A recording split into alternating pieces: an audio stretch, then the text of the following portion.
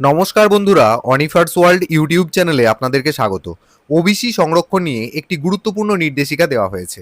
যারা স্কুল কলেজে অ্যাডমিশন নেবে বা সরকারি চাকরিতে আবেদন করবে, সবাই ব্যাপারটা একটু ভালো করে বুঝে রাখুন।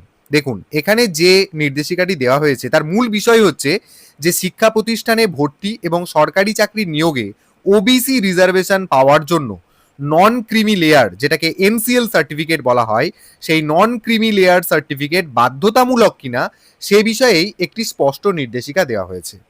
এখানে মূল যে বক্তব্যগুলি তুলে ধরা হয়েছে তার মধ্যে ১ নম্বর হচ্ছে যে অনেক সময় বিভিন্ন শিক্ষা প্রতিষ্ঠান এবং নিয়োগকারী সংস্থা জানতে চেয়েছে যে শুধুমাত্র ওবিসি পরিবারের সন্তান হলেই কি ওবিসি সংরক্ষণের সুবিধা পাওয়া যাবে।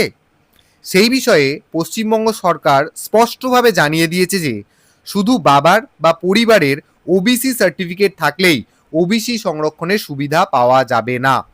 প্রার্থীর নিজের নামে বৈধ ওবিসি এনসিএল সার্টিফিকেট থাকতে হবে, অর্থাৎ নন ক্রিমি লেয়ার ওবিসি নন ক্রিমি লেয়ার সার্টিফিকেটটা প্রার্থীর নিজেরই থাকতে হবে যে আবেদন করছে। আরও এখানে বলা হচ্ছে যে নির্ধারিত সময়ের মধ্যে যদি কোনো প্রার্থী ওবিসি এনসিএল সার্টিফিকেট জমা দিতে না পারে, তাহলে তিনি ওবিসি সংরক্ষণের সুবিধা পাবেন না।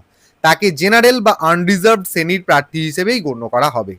আর ভর্তি বা চাকরির আবেদনের ক্ষেত্রেও তাকে জেনারেল ক্যাটেগরিতে করার পরামর্শটা দেওয়া হচ্ছে। লাস্ট অফ অল, কে ক্রিমি লেয়ার আর কে নন ক্রিমি লেয়ার হবেন সেটা সরকারের প্রচলিত নিয়ম এবং নির্দেশিকা অনুযায়ী নির্ধারণ করা হবে। সহজ কথায় বললে যেটা হয়, ওবিসি সার্টিফিকেট থাকলেই সংরক্ষণ পাওয়া যাবে না, ওবিসি প্লাস নন ক্রিমি লেয়ার সার্টিফিকেট দুটোই থাকতে হবে।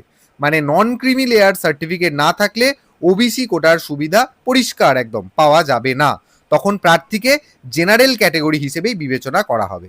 আর এই নির্দেশ স্কুল কলেজে বিশ্ববিদ্যালয়ে ভর্তি, পশ্চিমবঙ্গ সরকারের চাকরি নিয়োগ এবং অন্যান্য রাজ্য সরকারি যে সমস্ত নির্বাচন এবং নিয়োগ প্রক্রিয়া রয়েছে সেই সমস্ত ক্ষেত্রেই ওবিসি সংরক্ষণ দাবি করতে হলে বৈধ ওবিসি এনসিএল সার্টিফিকেট জমা করতে হবে।